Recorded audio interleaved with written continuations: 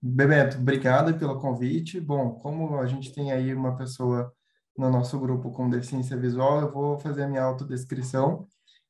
Eu sou um homem de pele parda, estou sentado numa cadeira preta com uma estante de livros verde e estou na minha casa. Eu tenho cabelos escuros e estou usando barba e uma camiseta branca. Bebeto, eu quero agradecer pelo convite, e eu sempre disse para você que um convite seu não é um convite, é uma convocação, né?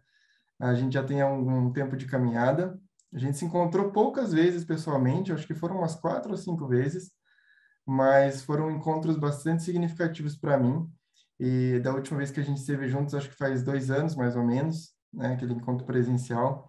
Espero que um dia a gente possa se reencontrar de novo presencialmente, porque não é a mesma coisa do online, mas a gente se adapta também, né? E estar aqui falando com vocês sobre um tema que é bastante importante para mim. Eu não sei se o Roberto já quer se apresentar antes da gente começar, mas é, é um tema que mexe muito comigo porque lida diretamente com aquilo que eu vivo no meu dia a dia, né? Eu sou uma pessoa com deficiência, eu tenho uma deficiência física decorrente de um nascimento prematuro, é, fiz algumas cirurgias para conseguir andar, trabalho com isso, trabalho com inclusão.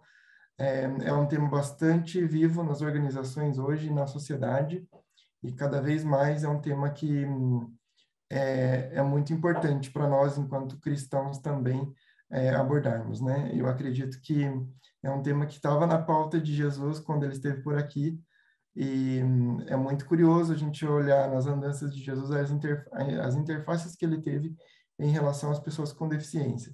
E se tratando do mundo de trabalho, quando a gente olha o aspecto de empregabilidade, né?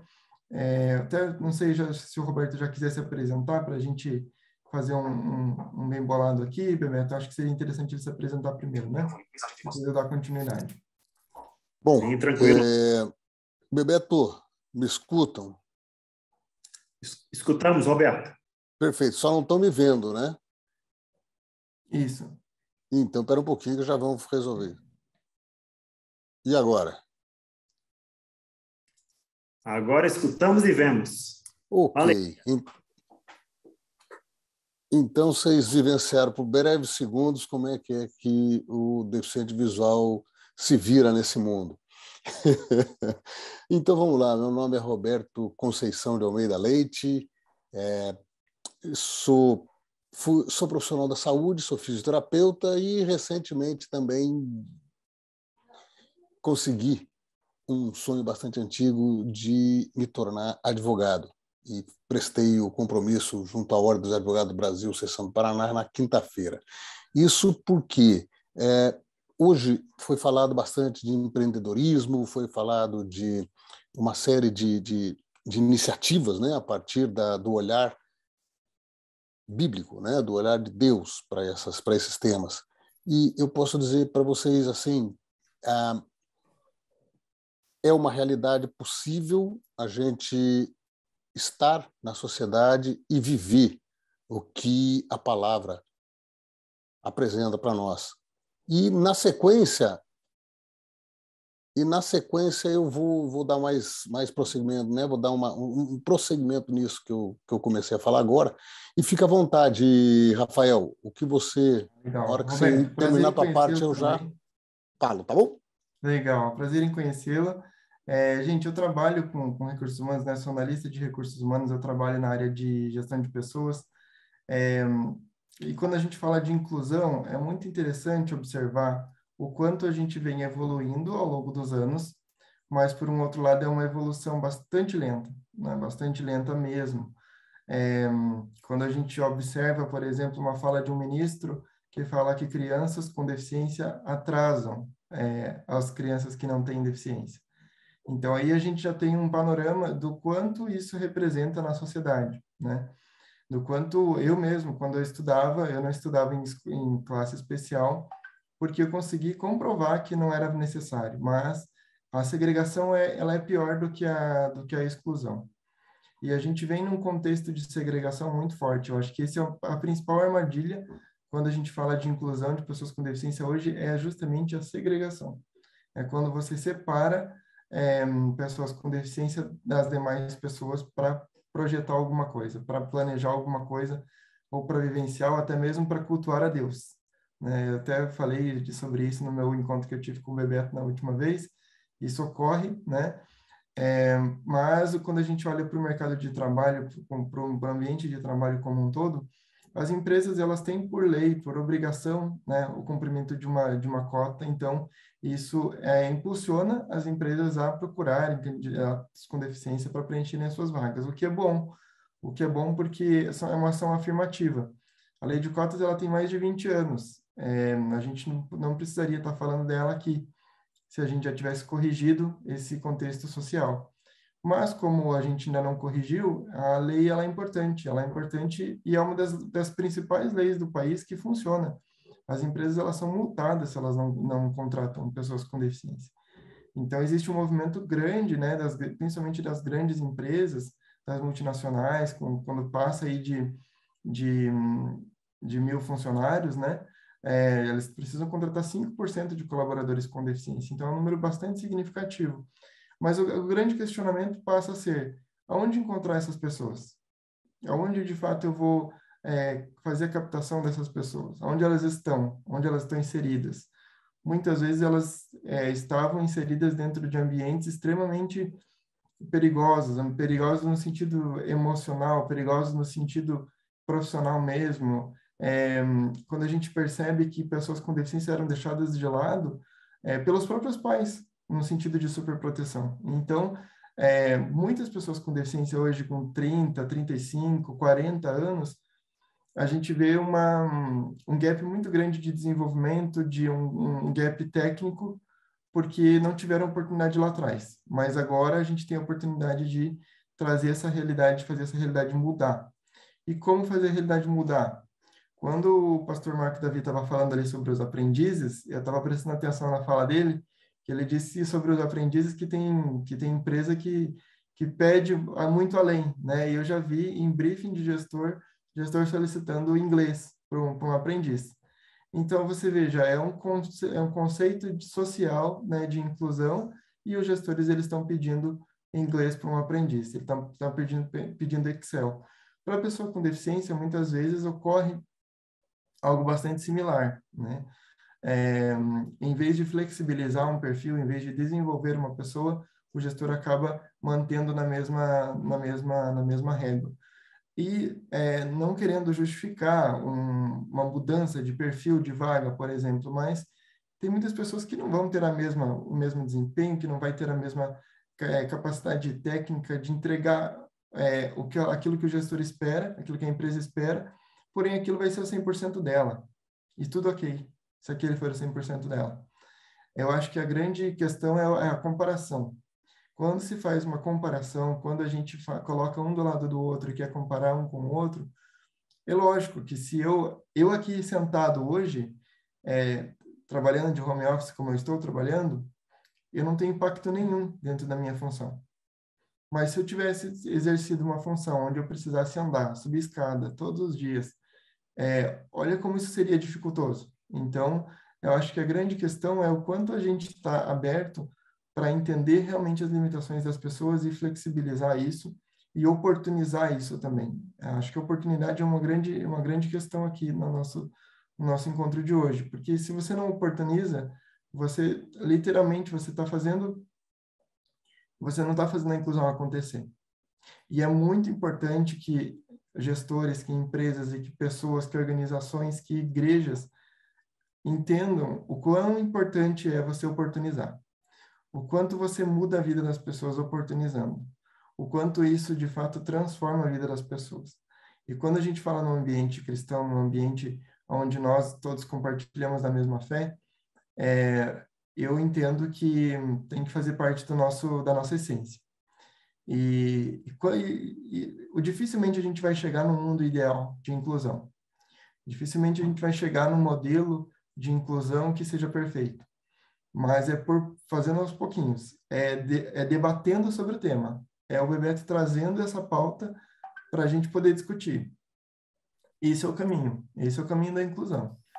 Aí quero ouvir também o Roberto, se ele pensa Obrigado, de uma Rafael. maneira Fique à vontade. Eu vou colocar um pouco de tempero no que você colocou. Opa, espera um pouquinho que eu esqueci. Abriu o vídeo? Abriu. Então tá bom. Desculpa aí, Bebeto, eu estou desacostumado a usar o vídeo. Mas vamos lá. Dentro disso que o Rafael colocou, a oportunidade, tem um conceito que é de suma importância, tanto para as pessoas com deficiência quanto para as pessoas comuns.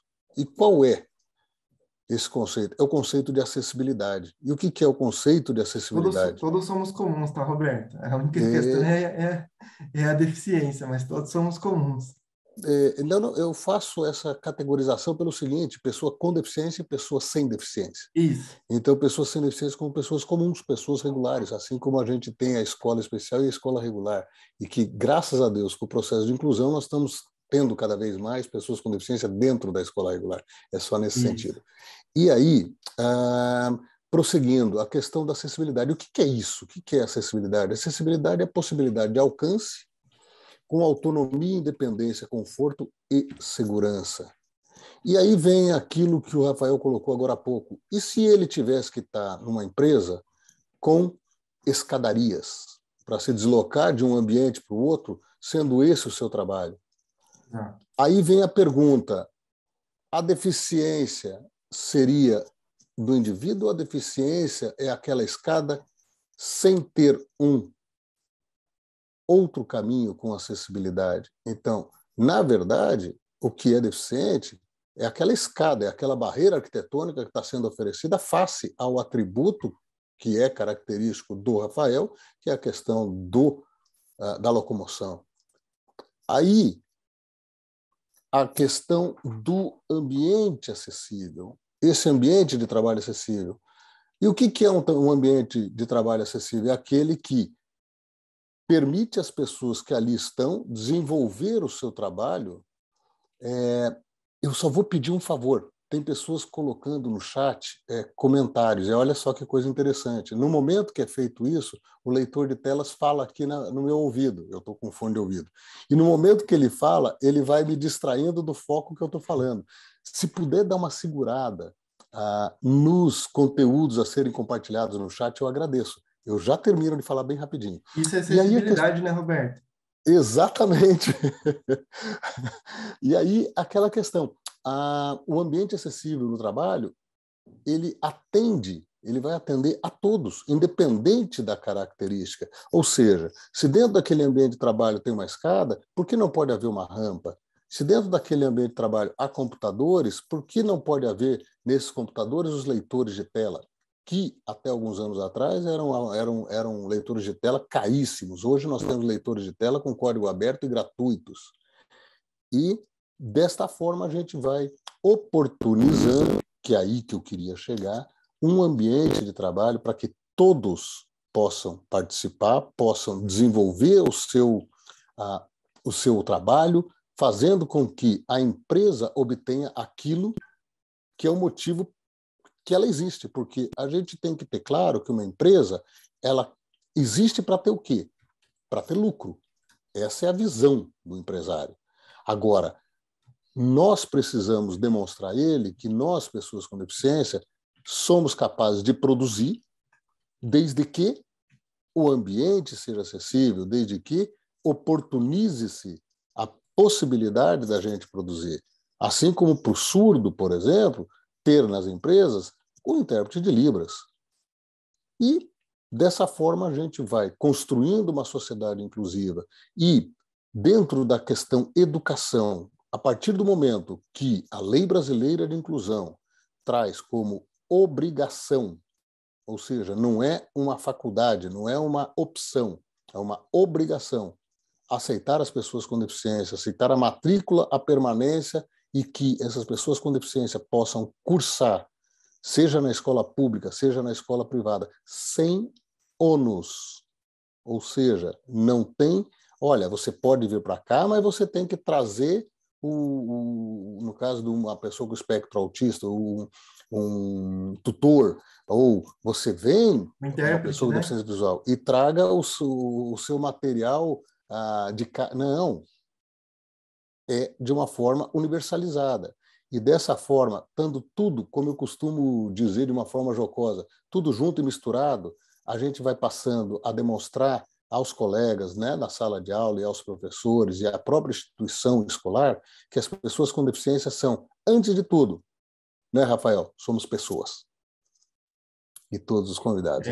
Passo a bola para você, Rafael. Né? A questão do rótulo é muito interessante, gente. Eu já vi que estava uma discussão ali no chat e é bem isso mesmo, né?